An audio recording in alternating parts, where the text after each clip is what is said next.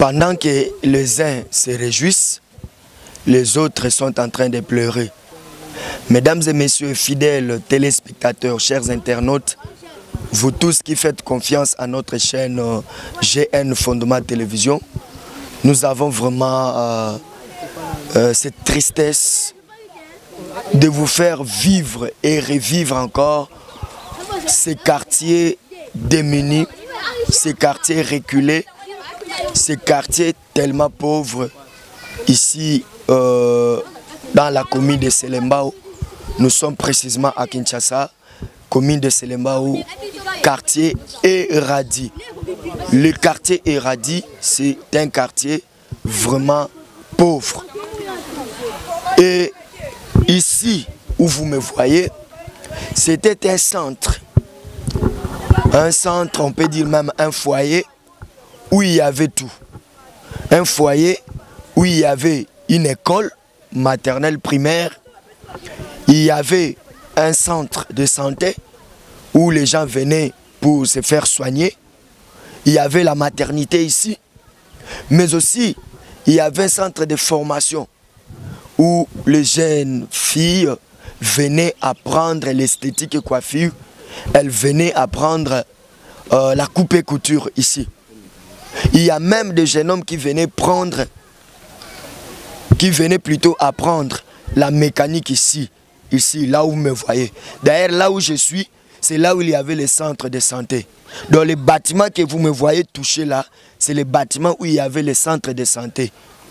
Il y avait les centres de santé, il y avait la maternité, il y avait l'école, il y avait tout ici. C'est le centre Espace Vie qui est une initiative d'un Congolais de la diaspora, Monsieur Augustin Aimba, dont vous voyez déjà l'image circuler derrière moi. Donc c'est ce monsieur-là, un Congolais de la diaspora, qui a pris son argent. Il a acheté d'abord les terrains ici, et après avoir acheté les terrains, il a investi, il a construit des bâtiments pour les centres de santé, centres de formation, écoles, tout il y avait ici. C'était en 2018, bien sûr, en 2018. L'école avait commencé à fonctionner déjà depuis 2017, 2018 et 2019. Alors l'année 2020, la pluie a ravagé tout. La pluie a ravagé tout. Et la population de ces coins ici ne fait que pleurer et pleurnicher devant les autorités compétentes, devant les bailleurs de fonds, devant ceux-là qui aident les humanistes, les humanitaires, ceux-là qui aident, ceux-là qui viennent en aide aux personnes démunies. La population de ce quartier Eradi est en train de pleurer devant vous. Ça fait mal, ça fait très mal. On nous a toujours parlé des hommes de Dieu, on nous a toujours parlé des autorités, des députés, de tous ces gens-là, des papas sociaux. On nous a toujours parlé des mamans sociales. On nous a toujours parlé des gens qui ont des fondations. Mais regardez, ici, il n'y a plus rien. Donc les enfants n'étudient plus. Je suis en train de parler, mais vous voyez les images qui sont en train de circuler.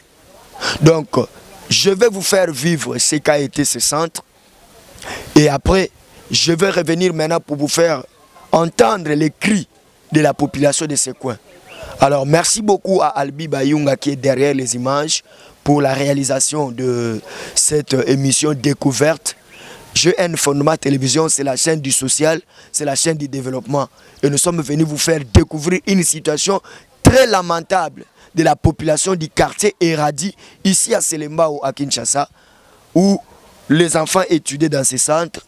Mais subitement, donc, les études se sont arrêtées parce que le centre n'existe plus. Alors, suivons d'abord et regardons ce qu'a été ce centre. Et puis nous allons revenir pour prendre maintenant les cris des enfants qui étudiaient ici. Non, ça fait mal. Suivons ces images.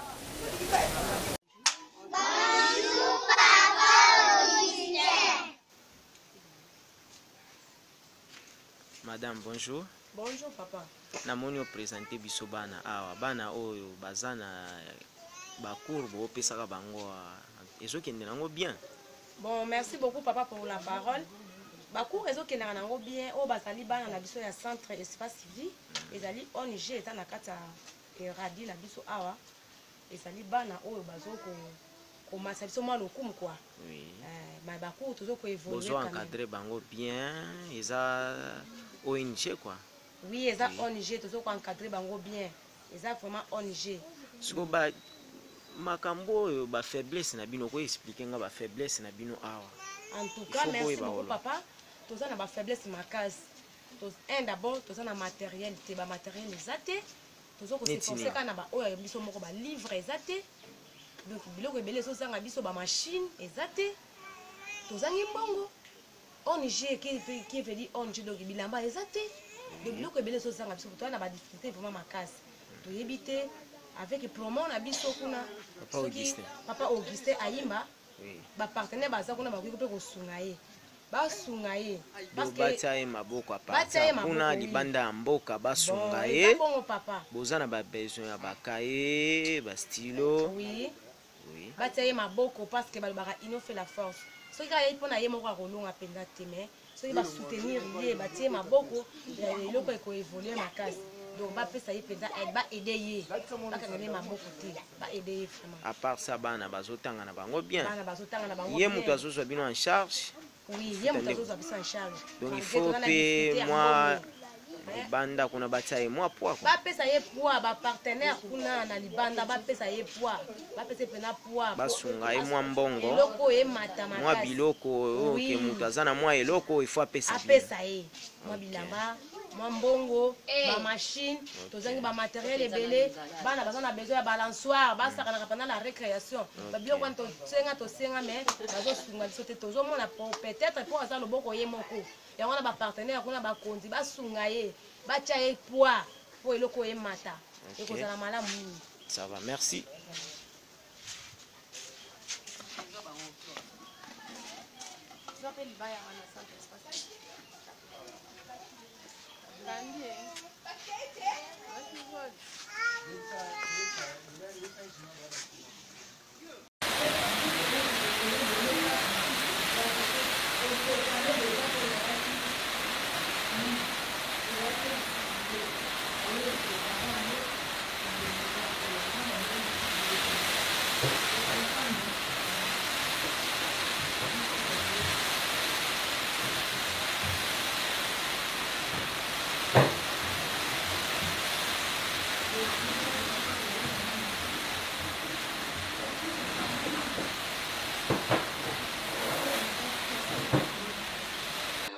Sociale, éducative. Du coup, vous allez remarquer, il y a les enfants qui étudient l'école en Bonjour mesdames et messieurs, c'est avec larmes aux yeux. Quand vous voyez ces enfants-là que vous avez vu dans cette image, qui étudiaient ici, quand vous voyez le jeune fille qui apprenait la coupe et couture, l'esthétique et coiffure, quand vous prenez, vous voyez la maternité qu'il y avait ici. Ah non, ça fait très mal. Aujourd'hui, tout ça, ça n'existe pas parce qu'une pluie avait tout ravagé.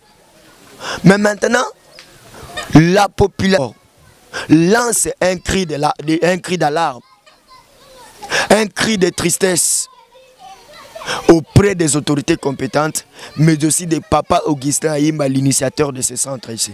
La population lance un cri.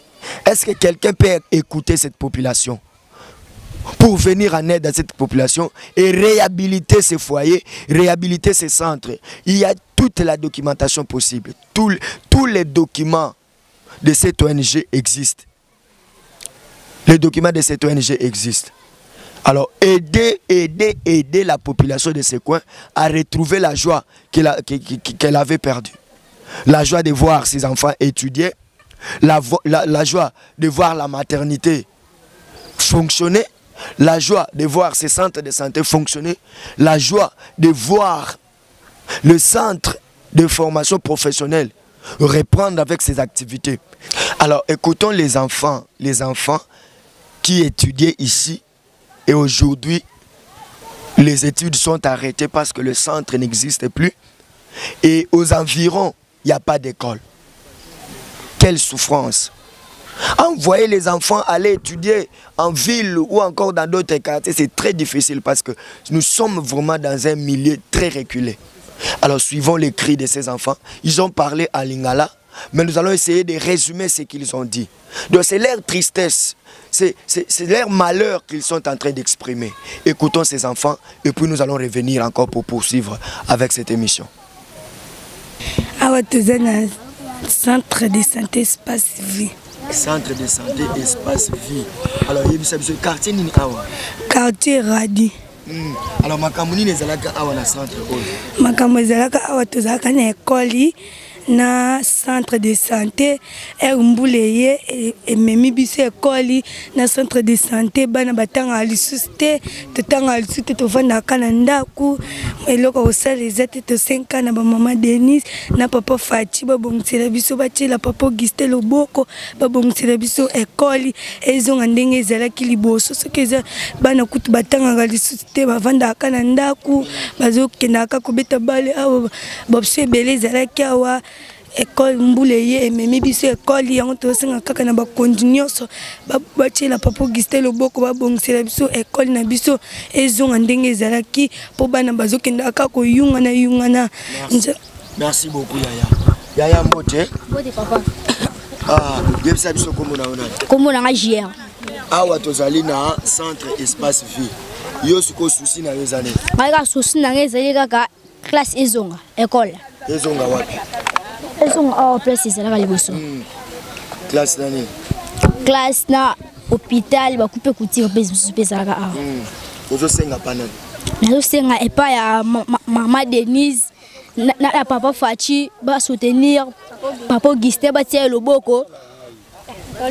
Batia loboko po école na biso ezonga. Donc tokomonga koka koyunga na ba terrain ko kebete babale. Tant que vous occupez et comme le bozoki, il y a une classe ezali makamana et comme la bisote, il y a un autre na papa Fati na Denise ba soutenir papa Augustin à bon c'est la bisote école. Merci beaucoup. Yaya, est-ce que n'enge école kufa boy yo sepe là? T. Hein? T. Yo sepe là te. Tu go zo senga. Zo senga papa Fati na Denise. Moi je te vois ni. Mbote Yaya. Mbote papa. Comment on a Fortuna? Est-ce que vous avez ma solo ya espace vie? Ne bien. Ezalaki nini? Ezalaki école, ezalaki awa na hôpital. Alors yo kosala nini? Oyebaki awa. Oyaka kosala nini? Naki kotanga. Kotanga ni na école privée. Alors yebisa biso l'école na yo oyo bandai kotanga le kufa. Ozana sengo? Tiens na mawa. Ozana nini? Na mawa. Ya solo ozana mawa? Alors mawa na siko sengi nini? Olingi basala nini? Na sengi na papa Fati na mama Denise ba soutenir papa Auguste donc ça biso école na hôpital. Tozonga la kotanga totanga lisusu te. Otanga sute? Ya solo? Ba école wana kufa yo tanga sute? Osengi siko na mama Denise ni. Loba na ipe na bien, loba na mama Denise. Na sengi na mama Denise na papa Fati ba soutenir papa Auguste azonga la biso école na hôpital ndenge ezalaki liboso. Merci beaucoup. Qu'est-ce que ces enfants ont fait pour mériter ça? Qu'est-ce qu'ils ont fait pour mériter ça? J'interpelle les autorités compétentes. J'interpelle les bailleurs de fonds. J'interpelle aussi la diaspora congolaise. J'interpelle même nous les Congolais qui sommes ici à Kinshasa, qui avons un peu de moyens. Que tout le monde vienne soutenir que ces foyers ici reprennent ses activités. Que espace vie reprenne ses activités. Que les enfants reviennent pour étudier. Que les jeunes filles reviennent pour apprendre la coupe couture, l'esthétique coiffure. Que les jeunes garçons reprennent avec la mécanique. Et que les centres reprennent. Que les mamans viennent encore accoucher ici. Que les gens viennent encore se faire soigner ici à Eradi. Et précisément dans les centres espace vie qui n'existent pas. Les bâtiments que vous voyez ici, tous ces murs que vous voyez, c'est là où il y avait l'espace vie. Là où nous sommes là. C'était le centre de santé. Ça fait mal. Alors, écoutons les mamans, les papas de cette contrée, de ce coin, de cette commune, de ce quartier. Comment ils se sont lamentés sur devant notre caméra. Comment ils se sont lamentés dans nos micros, dans notre micro plutôt. Comment ils ont pleuré devant les autorités de la République démocratique du Congo. Suivons ça, ça fait mal, mais suivons quand même. Maman Mbote. Mbote papa. Awa toza na centre espace vie na quartier Radi commune Selemba. Oui maman, centre espace vie ezani neloko nezalaka. École, hôpital, donc ezaki bien vraiment place au toza. Siko nazomona yo na mawa ngweza par rapport à quoi? Maweza na mpona na école ekchola na mai. Hôpital les athées tozo kufa rapasa kobota do polo ngoma tamusika timonga fula po kinde kobota do epesa biso ma passe. Ils pesa passe centre yango ezalaki ya nani? Ya papa Augustin. Alors lelo ezali susute pour senga nini pa ba konzo bazolanda biso. Donc ba que la biso ma bazong c'est la biso centre wana bazonga basunga biso bazong sa école po bana batanga biso poto za place kobota bo do traitement to zo bien. Alors, maman Denise Azolanda yo posa maman. Est-ce que vous pouvez soulever maman Denise? Maman Denise ayo que la biso maman wa biso to abana na yo que la so mawa. Mbote papa. Comment na ona ni maman? Kombo na Blandine. Maman Blandine awa to kuti yo place nini awa? Toza na quartier Radi na commune ya Selemba. Alors bisika to telemi awa ezalaki nini to eloko nini eza? Awa place to telemi awa tozalaki na école, tozalaki na hôpital, bana bazotanga, tozozwa pe ba traitement pe ya bien. Kasi na minute oyo école echola na mai, hôpital ekenda na mai, bana batanga ka sute. Bana batanga sute, bino pe bozanga sous traitement te. Donc na centre de formation kufa. Ekufa papa. Nde toza boye avozwa traitement faut que munga fule za musika. Ce qui passe à butu pe okokufa pe bana bazobela biso bazokufa pour na place ya kozula soin ezate za musika. Alors papa Augustin abimisaka mbongo na ye asali misala ya bongo lelo ezali susu. Ezali susu te. Okolo banini kasi na bakonzo bazolanda biso. Na bakonzo bazolanda biso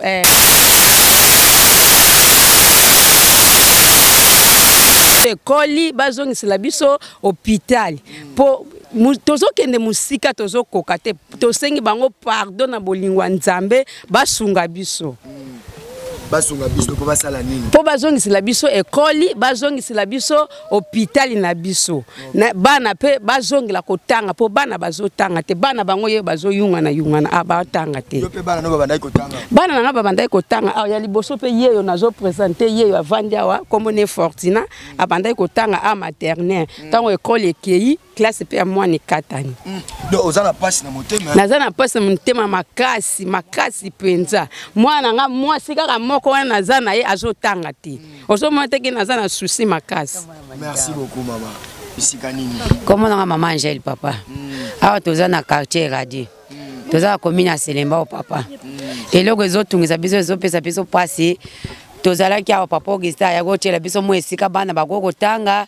Bana bakozwa traitement siko ndenge banda ba maya kalamu ya banda ko ekende hôpital ekende école ekenda bana batanga susu te et comment mwana soki problème ya malade na butu faut boke munga frère soki bomoni bolengi ke bozela tongo boko bo perdre mwana ya to lingi ba mama Denise na papa Fati acha papa Augustin loboko pour vazongisela biso place tozaki bana batanga hôpital ezonga en plus batala biso mayo ya kalamu oyo kalamu nde baby si batu banda kutokoma kufutela bambonga kufutela ezali susu te biso ba misusu tokoma kufana na église po esike ezali susu te to sengi mama Denise ndongo sunga ka batu nyoso totala ka yo na Molière totala ka yo na TV mama to sengi yo mama pardon sunga biso na bana na biso po lelo to yebite bana biso bakozala banani to pesi yo pardon papa mama sunga biso na papa bo sunga biso côté radio oyo. Merci beaucoup maman.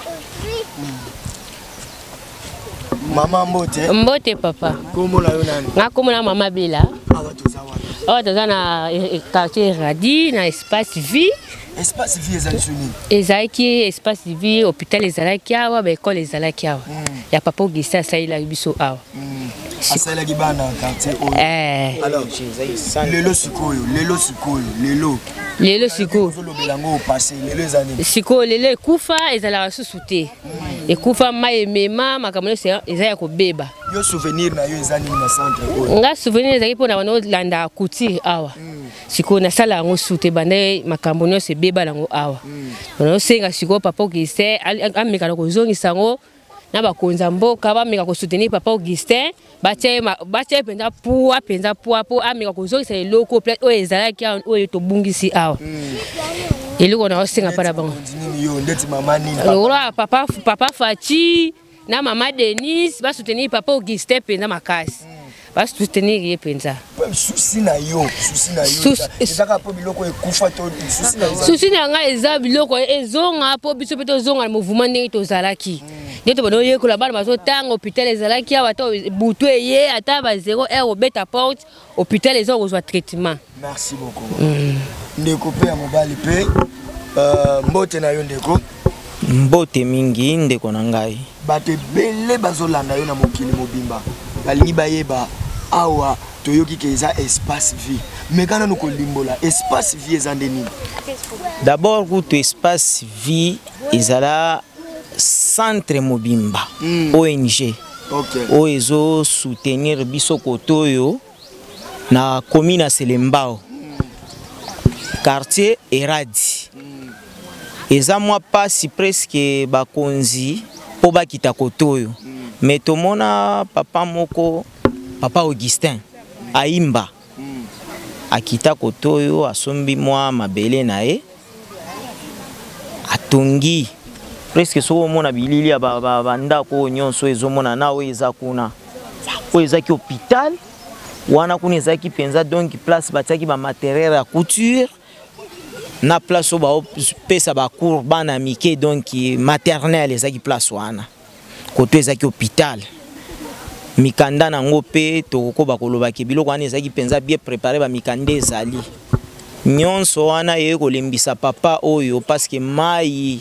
ebuka kote kuna erozo esalemaka na ipeni kuna ebebiseli biso kotoyo sozomona azotia pe mwa poa boye parce que loboko moko azokoka te yango biso na part na biso na ba mama koto tosangani tosenga mama Denise mama ya bana tozosenga nde pa na yo papa wana boko localiser papa wana bo localiser papa wana boko tsaye poa parce que loboko moko na mbongo na azaki nango wana soutenir koto biloko tozaki tozozwa ba mama bango bana mikia donc babande otanga koto presque bino penza ma Denise président Fati koto bino eza mwa passe eza impossible po bino bokita bakita koto mais batu lenetiye abande ya koto abande ko kita koto aya tali makambo na ndenge ezokende eza penza ONG mikanda nango pe ebani eza reconni na l'état.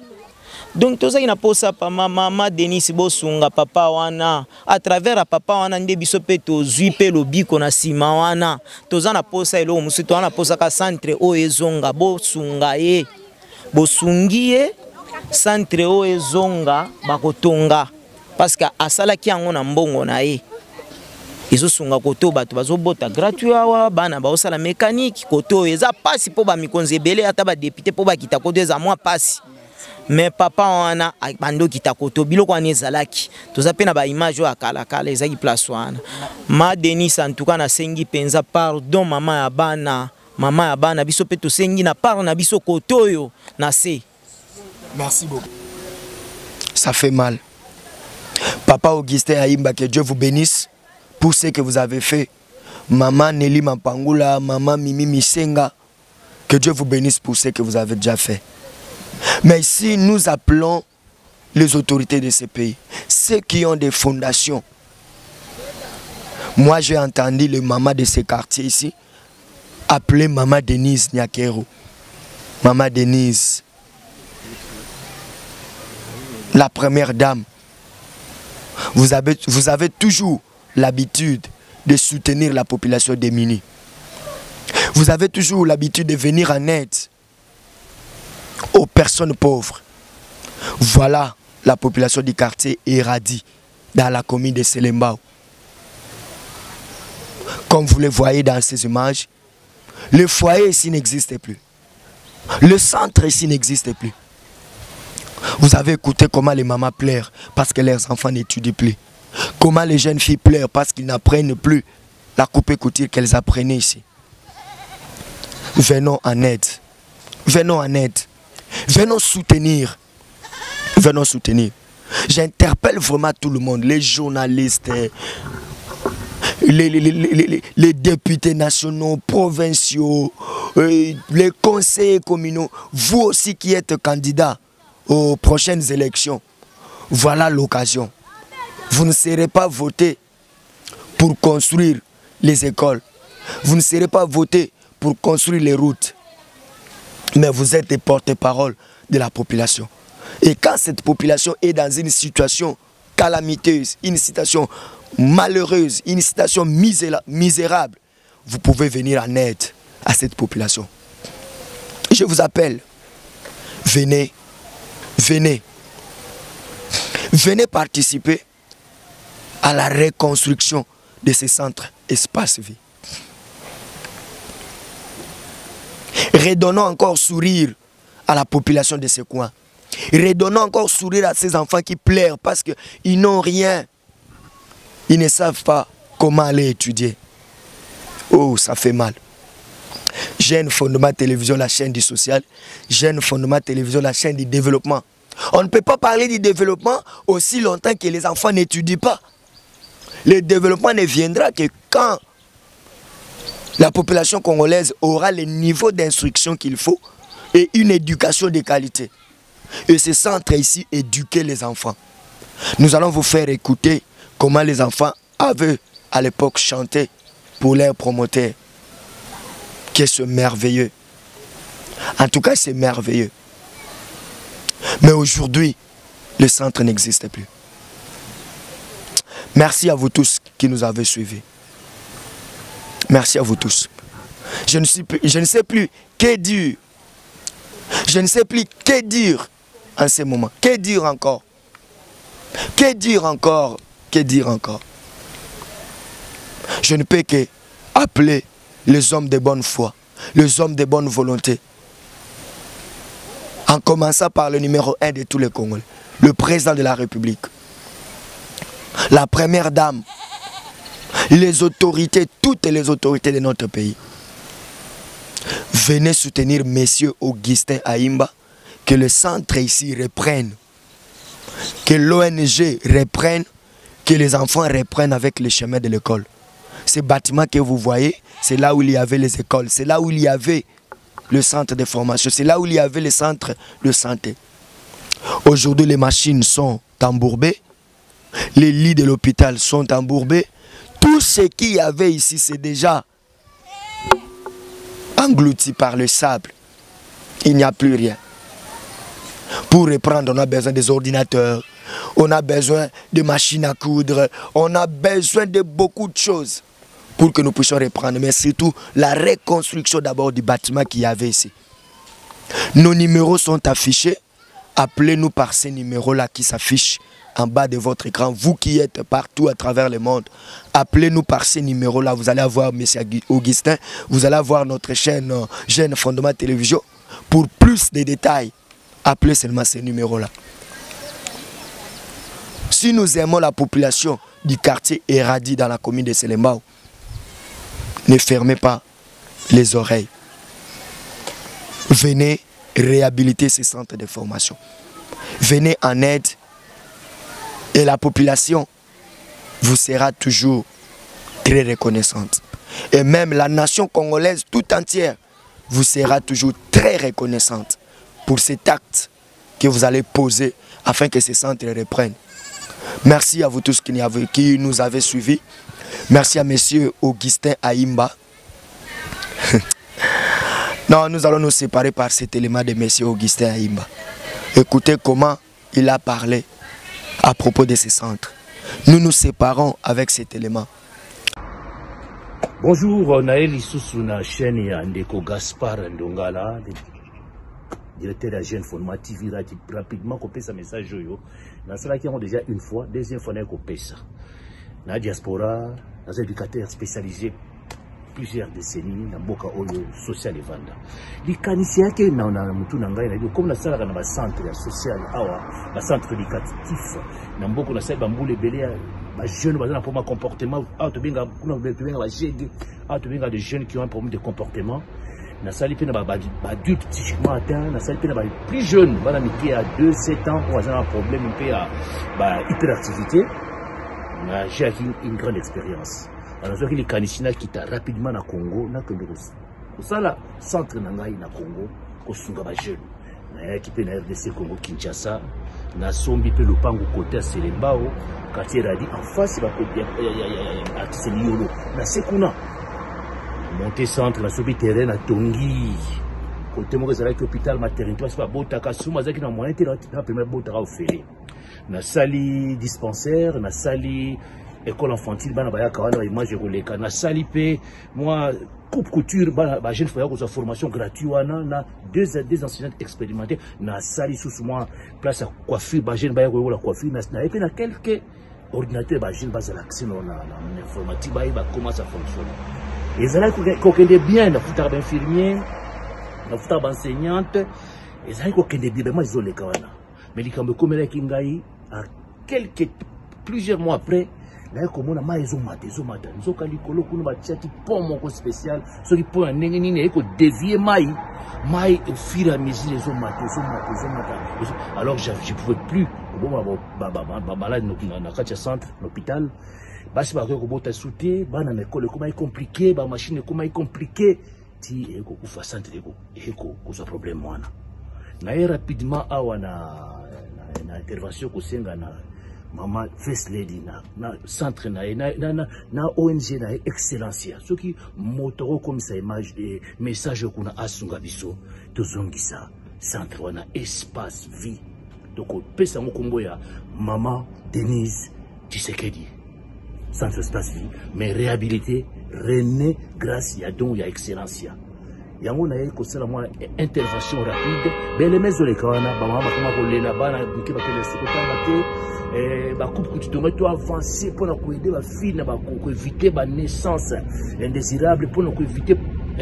ba filmer ba ça partout comment ko aider ba contraception ba ça bien formé côté wana c'est ça rapidement et que ça les éléments ceux qui montent notre entourage ya ONG Maman Mokonzi Mboka First Lady Maman Denise Tshisekedi akoyoka likambo to mokonzi mo ya mboka to mutu moka azana moyen na ye asuma tozongisa ndoko zolekana image tozolekana tozongisa centre espace zaka mai kuna iselekana ngo tozongisa mabele esengi tozongisa yango expertise ezali mboka oyo ezali bapeli na domaine wana social éducateur formé dans expertise et je suis prêt à c'est le quoi place on a somme qui on sait pour vendre on a des qui voit centre de bana quartier ba yakawana au lieu de nous qui kuluna ba nous sala mu to ko cadrer bango maintenant que je suis presque à la retraite na ya na sala on a lancé rapidement message et comme là on te moura monter ma comme ça maman ko pas sur na ndabu kaka centre ça fait mal mais venez en aide. Vous tous qui êtes à la diaspora, vous tous qui êtes ici au Congo, vous tous qui êtes dans différentes provinces, venez en aide au centre Espace Vie, afin que nous redonnions encore du sourire à la population du quartier Eradi dans la commune de Selembao. Merci, c'était votre humble Gaspard Ndongala devant la caméra et au micro bien sûr. Et derrière la caméra, c'était Albi Bayunga. Vini Mokono assume le montage de cet élément. Merci à vous tous qui nous avez suivis. Restez toujours branchés et suivons cette interpellation de M. Augustin Aïmba, initiateur de ce centre. Appelez-nous par les numéros qui s'affichent en bas de vos écrans. Merci et restez branchés. On se voit à la prochaine. Merci.